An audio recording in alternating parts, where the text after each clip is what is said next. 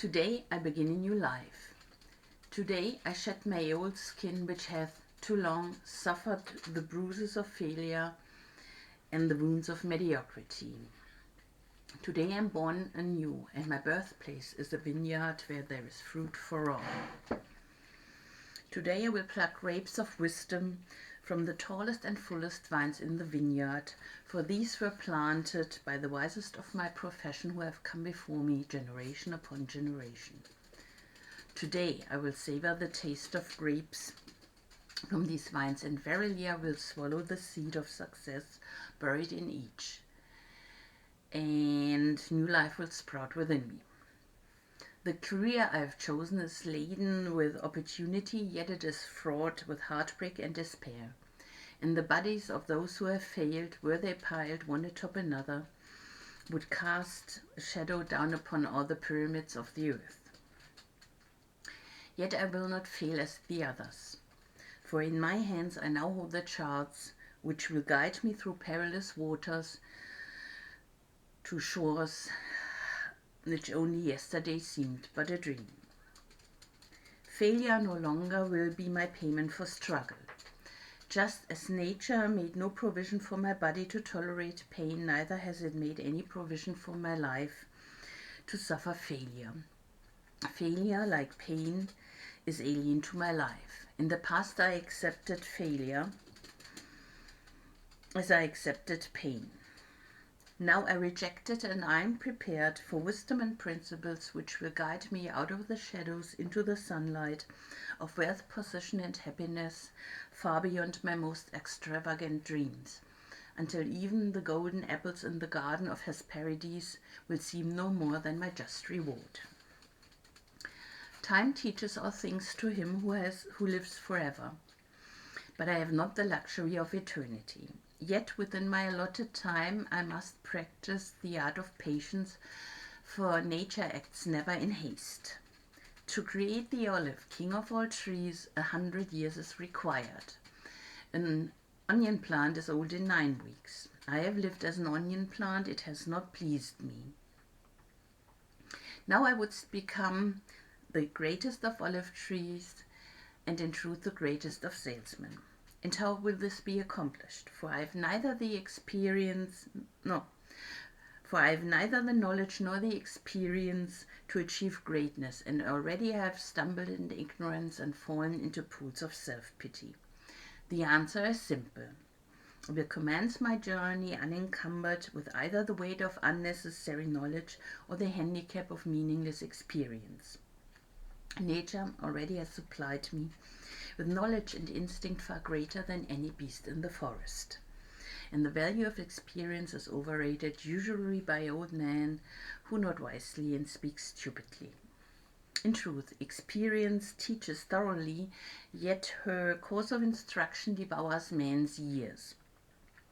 So the value of her lessons diminishes with the time necessary to acquire her special wisdom. The end finds it wasted on dead men. Furthermore, experience is comparable to fashion. An action that proved successful today will be unworkable and impractical tomorrow. Only principles endure, and these I now possess, for the laws that will lead me to greatness are contained in the words of these scrolls.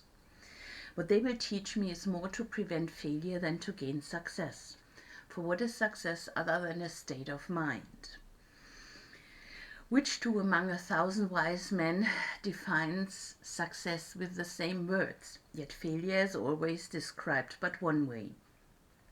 Failure is man's inability to reach his goals in life, whatever they may be. In truth, the only difference between those who have failed and those who have succeeded lies in the difference of their habits. Good habits are the key to all success. Bad habits are the door unlocked to failure. Thus the first law I will obey, which precedeth all others, is I will form good habits and become their slave. As a child I was slave to my impulses. Now I am slave to my habits as are all grown men. I have surrendered my free will To the years of accumulated habits in the past deeds of my life have already marked out a path which threatens to imprison my future. My actions are ruled by appetite, passion, prejudice, greed, love, fear, environment, habit, and the worst of these tyrants is habit. Therefore, if I must be a slave to habit, let me be a slave to good habits. My bad habits must be destroyed, and new furrows for good seed prepared. I will form good habits and become their slave. And how will I accomplish this difficult feat?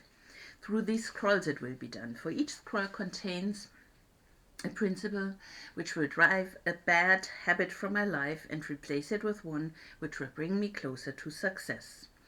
For it is another of nature's laws that only a habit can subdue another habit.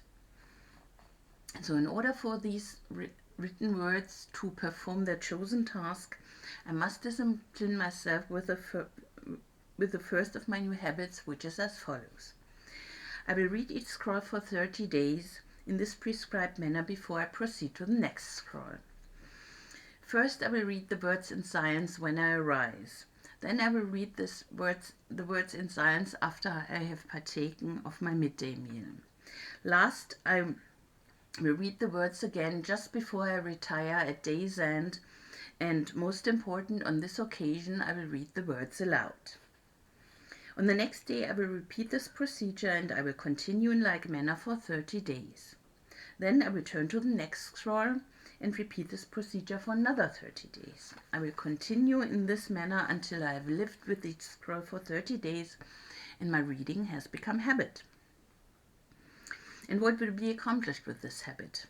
Herein lies the hidden secret of all men's accomplishments.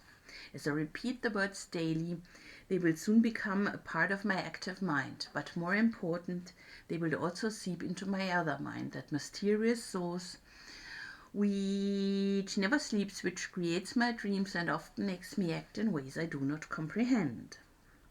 As the words of these scrolls are consumed by my mysterious mind, I will begin to awake each morning with a vitality I've never known before. My vigor will increase, my enthusiasm will rise, my desire to meet the world will overcome every fear I once knew at sunrise, and I will be happier than I ever believed it possible to be in this world of strife and sorrow. Eventually, I will find myself reacting to all situations which confront me as I was commanded in the scrolls to react. And soon these actions and reactions will become easy to perform, for any act with practice becomes easy. Thus a new and good habit is born, for when an act becomes easy through constant repetition, it is a pleasure to perform. And if it is a pleasure to perform, it is man's nature to perform it often.